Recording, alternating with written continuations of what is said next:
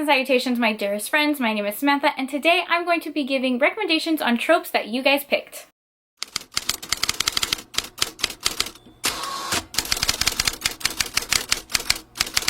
We did it, guys. We freaking did it. It is the end of Trope Week. If you guys didn't know, this entire week I have been posting a video every single day where I pick one specific trope and I give a bunch of recommendations for them.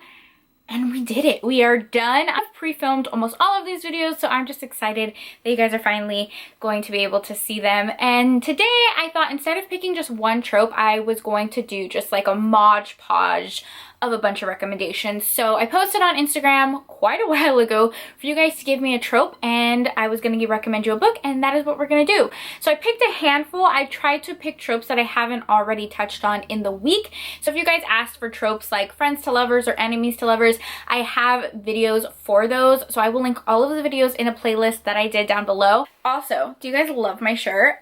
I freaking love my shirt. Anything Bridgerton I just adore, and this is so cute. I got it from Hello Lovely. I will leave the link down below. I do have a code with them if you want to use it. It's bookswithsam15 and you can save 15%. But come on, is this shirt not the coolest? The first trope that someone asked for, well, a couple people actually asked for this trope, and that is second chance romance. And I feel like you guys are gonna know what I'm gonna recommend. I mean, again, The Magic by Lisa Kleypas.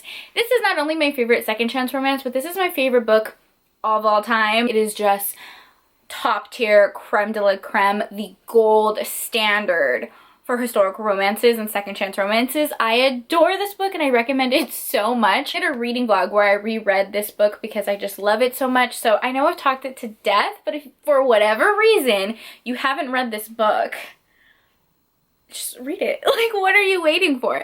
So this is a historical romance. It is a prequel to the Wallflower series by Lisa Kleypas. You don't have to read the series in order, but I recommend you do because it's just more fun that way. It follows Lady Eileen and McKenna, who have known each other since they were kids. McKenna actually works for Eileen's family. They've been drawn to each other. They started off as best friends, and as they got older there was attraction, but their love was pretty forbidden because Eileen was part of a noble family and McKenna was just a stable boy. In Regency time, obviously that's forbidden. Eileen's father is furious when he finds out about the relationship, and some things happen that separates them. McKenna actually goes to America and they're separated for many years, and years later McKenna comes back with a vengeance as a self-made man. He's made a name for himself, he's got a lot of money, and he has come back to show Eileen everything that she's missed. It is angsty, it is perfect. There is also a second kind of like subplot in this book with another romance that I really enjoy. There are trigger warnings for alcohol addiction, just so you know that going in, but 5 out of 5 stars, cannot recommend enough. Like, that was a very typical answer for me. Like, I feel like everyone knew I was gonna recommend that book, so let me recommend another one since I've talked about the book so many times.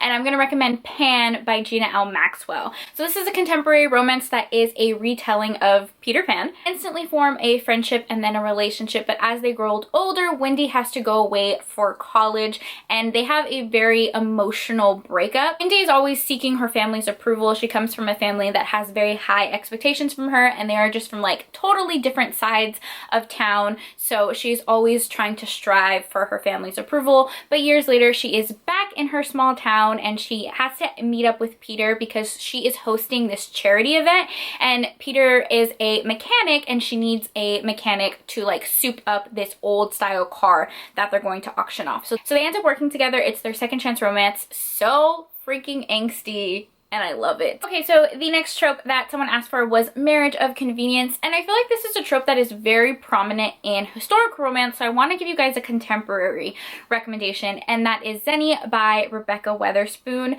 Rebecca Weatherspoon is a phenomenal author. I love all of her books, but this one in particular is one of my favorites. Character Zenny's aunt passed away. She was very close to her aunt, and her aunt leaves her this large inheritance and a lot of property. The way that she is going to get this property is through an arranged marriage. So her aunt like set her up with this guy, and the only way that the guy and Zenny are going to get this money is if they marry. Decide to get married for a couple of months, have a marriage of convenience so they both can get the inheritance, and then they were going to just part their separate ways. But obviously there's a romance, wonderful romance as well. I love the characters so much. This also is so steamy. It has pegging in it, which I don't see in a lot of romances, and I loved it.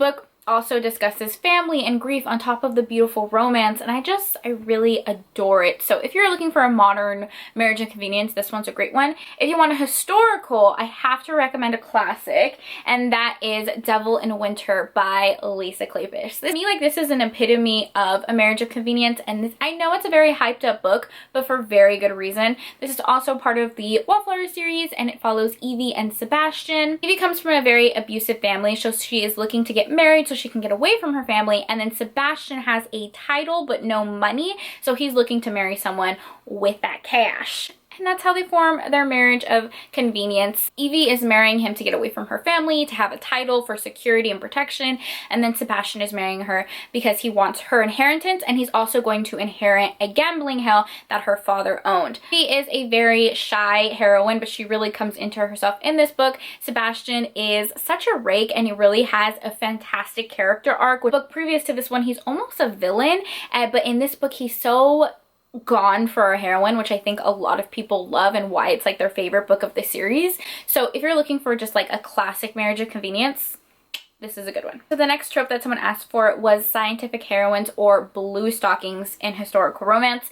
If you guys don't know what blue stockings is, it's basically in historical romance where a woman is a little bit older and she's very smart, very driven, not your typical wallflower, like the complete opposite of a wallflower. And that I have to recommend, and I did talk about in my sapphic romance recommendation video, which I will link down below, but I have to recommend The Lady's Guide to Celestial Mechanics because our heroine is an astronomer, and I just loved reading about her passion and her work. In this book, one of our heroine's father passes away, and she's always helped her father with astronomy, but she's always done it hidden under his name because not a lot of people took her seriously as a woman. And her father passes away, she decides to make a name for herself in the scientific community and write a astrology book. The way that the romance takes place is that she ends up meeting our heroine because our heroine wrote a lot of correspondence to her father, and she is like in the in crowd of the scientific community. She is a widow, and her ex-husband was also an astrologer. So our heroines end up connecting. For business purposes, but obviously there's a romance, and it's beautiful, and I love it. Such a great romance. The trope that someone asked for was a rake and a royal, and I don't read a lot of royal romances like princes and princesses. I need to read more, so if you have recommendations, let me know. But the one that I thought of was King Sized by Jessica Kane. This is a novella. It's a little bit of a steamy novella, you know, my favorite.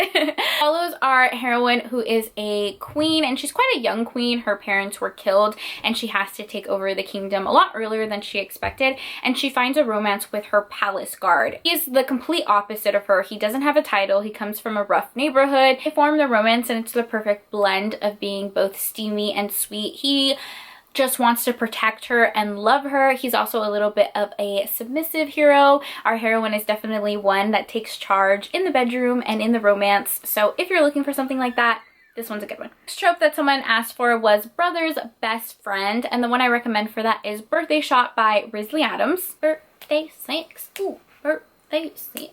This is another novella, but you guys know I love Risley Adams. Like, that's my girl. She writes some of my all-time favorite books. Our heroine Shay has always had a crush on her older brother's best friend, but nothing really happened between them because he always saw her as like a little sister, and he also didn't want to ruin his relationship with her brother. They end up going separate ways and living in different places, but they both come back because her brother is engaged. Shay sees him. She decides to shoot her shot. It's her birthday, and she's about to get her some birthday 6.